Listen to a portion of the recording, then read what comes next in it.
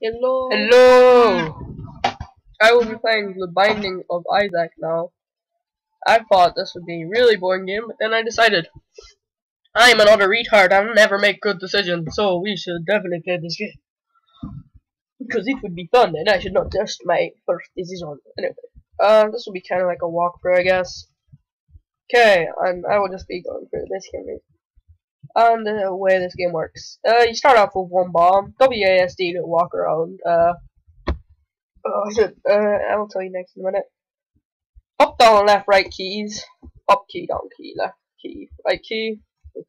And you shoot your own tears in this game. So that's how you shoot. This is how you move. Yeah. If you walk in the direction and shoot, it will like curve to the direction you're walking. So if you're walking up, you know, walking forward, it doesn't really work, but I guess you know what I mean. So if you're walking this way and I'm shooting that way, or something, I don't know. Yeah, it would curve. Anyway, that's the basic. You start off with a bomb, you know, basic arrows, no items. Playing as Isaac if you just got this game. That's the only character you'll be able to play. You start off with 3 hearts. Usually you use half a heart for each piece of damage and stuff, but whatever. Alright, this first enemy right here. He's just a floating head, he can't move, but when you get within his range, he will shoot blood at you. That's what you want to call it. And it will, like, go to the direction you're standing, but he's pretty easy to beat. If he stands up, it can be quite annoying at times, trying to stay out of his range, but then still shooting him. Now, this is level 1, so he did die fairly quickly, and I just shot a poop. Usually you can get items from that. Anyway, this is the basic screen. This will tell you everything you need to know. Move, attack, bombs, shift E, items, space, I know you can read, or you can use your mouse and just click like in the up direction, to the right direction, to the down direction, and to the left direction. Those are the basics of this game. I'll just leave my mouse up here. No, I don't think I got the soundtrack for this. And I turned the volume off, so we're gonna need to change that in a bit. Anyway, those are flies. Basic enemies, they won't follow you, but if you get close to them, they will damage you. Like if you come in contact with these little guys, are flies. Like, I don't know what kind of flies you call them. Anyway, they move around and they shoot at you, and they can become a bit of a nuisance. So yeah, just shoot them, you know, kill them. Best way to handle these guys would just be like, stay out of their range and just shoot them. Now, this is a chest, just for the purposes of this video. This first one, I will use a bomb, blow up these rocks. This doesn't always happen like this anyway. You'll open a chest, there will be items inside. I've got a pill. Now, I don't know what this pill does, but usually you want to wait to use your pills. Anyway, say I used it in this room. Balls of steel. That grants me a faith, a soul heart, or something like that. Okay, no, those enemies, they were another balls of steel. Whoa. Okay, now I got, as you can see, 3 soul hearts and stuff. That's the boss room. Don't want to go in there. Oh yeah, there's a shop as well. You know, if you have a key, you can go in there. Right, those enemies, they follow you around, and if they get too close to you, they will damage you, and it's not fun. They can be a nuisance. Like, these guys, like, when you get close to them, their eyes will go red like that, and then they'll start moving faster. Basically, the same premises as the last guys, except you need to get near them to wake them up. But if you have good range, you know, maybe you'll be able to stay out of their range and kill them.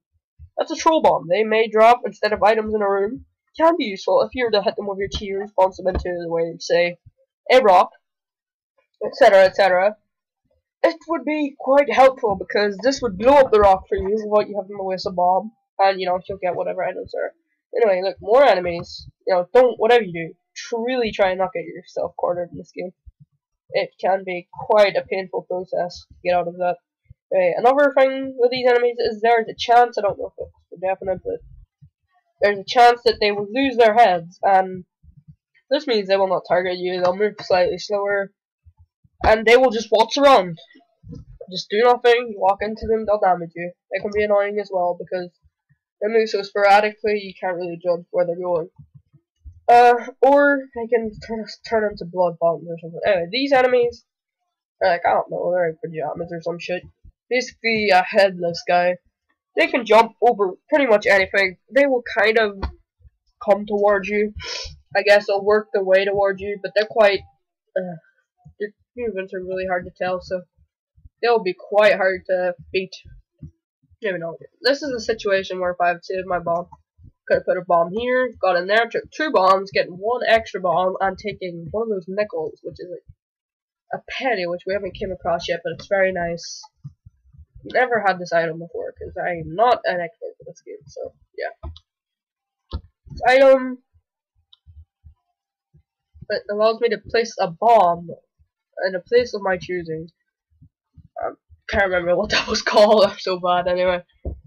That was a treasure room. In those rooms you'll find special things like upgrades for your little guy, or you know, controllable bombs, etc, etc.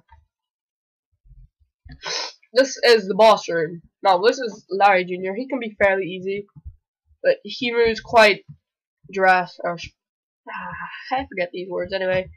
You can't tell where he's going most of the time, so in situations like that, you know, I got lucky there and he didn't try and like come after me or anything. Anyway, ways to tell when you're beating him will be the boss bar, like the boss health bar, and the fact that he loses body parts the more you shoot him. Pretty sure if you shoot the back ones, that's his weak part. Really, you don't want to get caught by these guys, or cornered. Getting cornered with this guy is just horrible.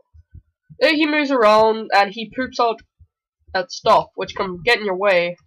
Mess up your day, really, but he's quite an easy boss. You know, the bosses go up by each level you're in, and you know, easy, harder bosses, and eventually, as you pass levels and stuff, you'll get to the harder bosses. And one of the end bosses, well, not one of the end bosses, I'm pretty sure she is the end bosses. I've never got to her, but she is like your mother.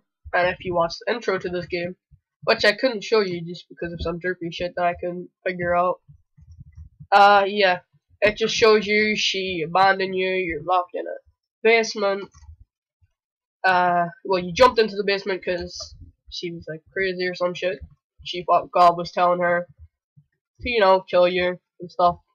So, trust his faith. It's like that story in the Bible and stuff. Anyways, whatever. That's basically it. She's the final boss. You kill her, everything's happy or some shit. I don't know. I got a pentagram, which is actually an evil sign. Anyway, once you finish the boss, you will usually get an item like HP up, a bonus, like an upgrade, not an item. You don't usually get items, and it'll drop health and stuff. And I just got a pentagram, which if we check here, it boosts my damage by 2, I think. Now this, if you look here, they'll show you the items you've collected, pentagram, and that doctor remote shit. And anyway, once you come in here, you can just leave the level and walk straight out. I think we actually have collected a few pennies anyway. They're like money which you can use to spend in the shop, which is here.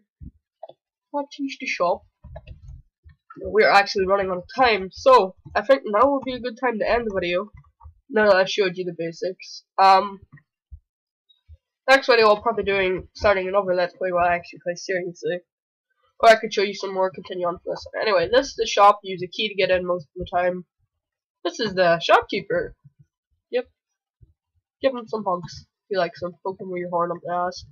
You know, play with him. But you won't get any items for free if you do this. Anyway, you can buy like soul hearts, you know, extra items. These cards, it can be quite risky if you don't know what they do, which I don't. So yeah, I probably won't ever get in. But if you don't have enough money, you can just walk across them. If you do have enough money, you will buy it. You will buy that item. Even I just bought a heart, but it won't give me anything because I was already at max hearts. Anyway, as you see, I went down from so much. Anyway, these shops can be quite useful, but I never usually use them. So yeah, coming up to the 10-minute mark, about 30 seconds left. That was the shop. This was my Let's Play. And yep, I hope you have enjoyed it. This is more gonna be a walkthrough than a Let's Play. I don't know. Depends what I decide to do. Anyway, this is the first episode, and we will end it by jumping down this random hole. And I will just open up the shizzle so I can turn it off when I jump down. Okay. And goodbye, good peoples.